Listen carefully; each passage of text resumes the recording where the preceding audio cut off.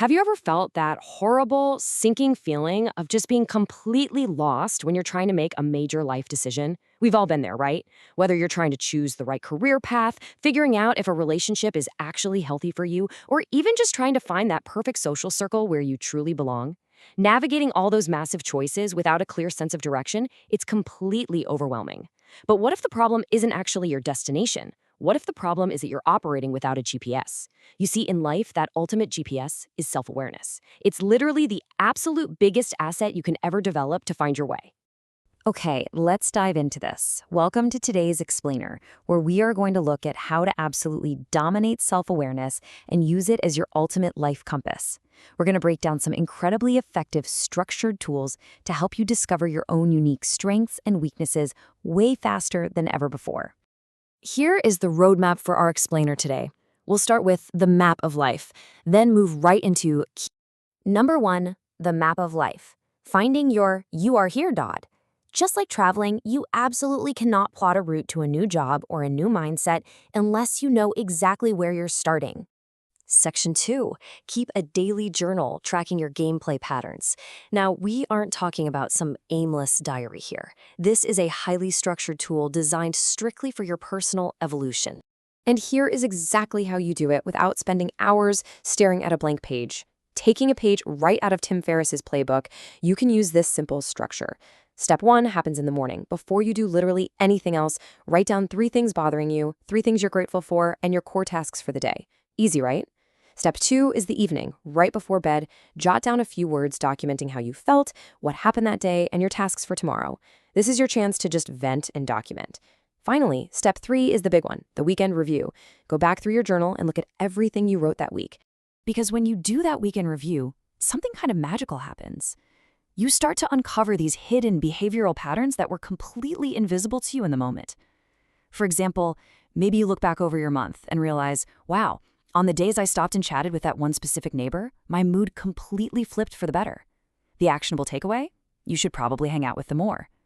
Or maybe you notice a really clear trend. Whenever you grab junk food for lunch, the entire rest of your afternoon turns into this unbearable, totally unproductive slog. The fundamental rule here is that whatever you can measure, you can improve. Your journal is simply your measurement tool. Moving on to section 3, make an 18-month plan, unlocking your player stats. This concept comes from Peter Drucker, and it's basically the ultimate way to figure out your true strengths before taking a massive leap of faith. Now, what's really interesting about this is the 18-month time frame. It's the absolute sweet spot. It's not so short that your big goals seem impossible, but it's not so long that you completely lose motivation.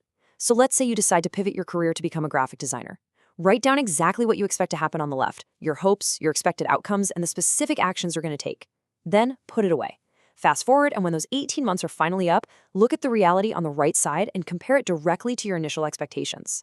That comparison reveals the undeniable truth about what you're actually capable of. It really helps to frame life as an RPG, a role-playing game.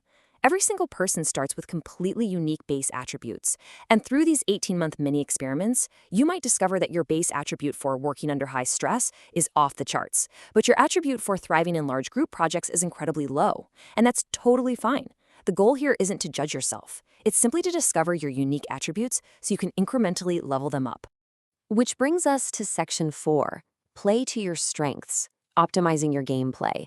Because once you actually discover your base stats, you have to toss out all those romanticized ideas and completely double down on what you're naturally good at. It fundamentally comes down to this kind of physical comparison. Look, it is undeniably much, much easier to succeed in the NBA if you're a naturally 7-foot-tall player than if you're trying to make it at 5-foot-tall. There's just no way around it. In that exact same way, it is infinitely easier to become a successful public speaker if you naturally have thick skin. We all have certain predispositions, right? Some we're born with, some we pick up in childhood. But it will always, always yield higher returns to leverage your natural strengths than to exhaust yourself trying to marginally improve a massive weakness. The unfortunate part is that standardized education systems around the world just weren't built to measure these unique individual stats. Honestly, they often just end up making us feel inadequate for our natural weaknesses. It's like that famous quote points out, if you judge a fish by its ability to climb a tree, it will live its whole life believing that it is stupid. Once you finally stop trying to climb trees and start applying your real strengths in the right environment, the water, you're going to have a significantly easier time entering that effortless, amazing state of flow. Section 5. Ask your inner circle. Gathering external data. Because self-reflection is great, but it's not enough on its own. We have to uncover the blind spots that are only visible to the outside world. So, here is a serious challenge for you. Identify 10 people in your life who you implicitly trust. Reach out to them in person, via email, maybe just shoot them a quick text, and ask them to tell you what they honestly believe your greatest strengths and weaknesses are. But here is the catch. You have to explicitly give them permission to be brutally honest. Tell them, look, I won't be offended, because most people naturally shy away from criticizing their friends. You need that unfiltered, raw honesty. So the crucial point is what you actually do with this data. Once you get those replies, you're looking for the overlap. If one person says something, hey, it's just an opinion. But if multiple trusted people independently point out the exact same behavioral trait in you, that is an undeniable pattern. Let's say you've always thought of yourself as this amazing listener, but the results come back and 8 out of your 10 friends mention that they really wish you were a better listener. Ouch, right? But guess what? You just uncovered a hard fact. Not everything everyone says will be 100% true, but when you see that overlap, it's absolutely in your best interest to pay attention to it. And finally, Section 6, a bonus tool for your arsenal: meditate daily, calming the mind's chatter. Listen, meditation doesn't have to be some overly complicated or mystical thing. It is a highly practical tool, and you can totally nail it with just a 10-minute mindset reset. Right after you finish your morning journal, just sit still for 10 minutes before the chaos of your day starts. Focus strictly on your breathing. Now, here is the real secret to this. You are going to get absolutely flooded with random thoughts. Did I leave the stove on? What's for lunch? That is completely normal. The ultimate hack for taking control of your mind is patiently letting those random thoughts pass without getting annoyed at yourself for being distracted. Just observe the chatter, let it go, and I promise you, it vastly boosts your baseline self-awareness for the rest of the day. Before we wrap up, I want to leave you with this final provocative thought.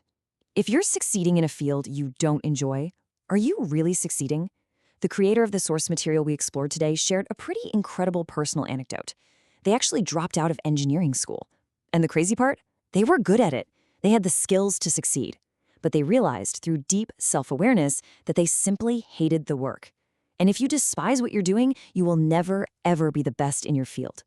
True success requires the self-awareness to map out not just what you can do, but what actually aligns with who you are. So take these tools, map out your unique stats, and start navigating your life with your eyes wide open.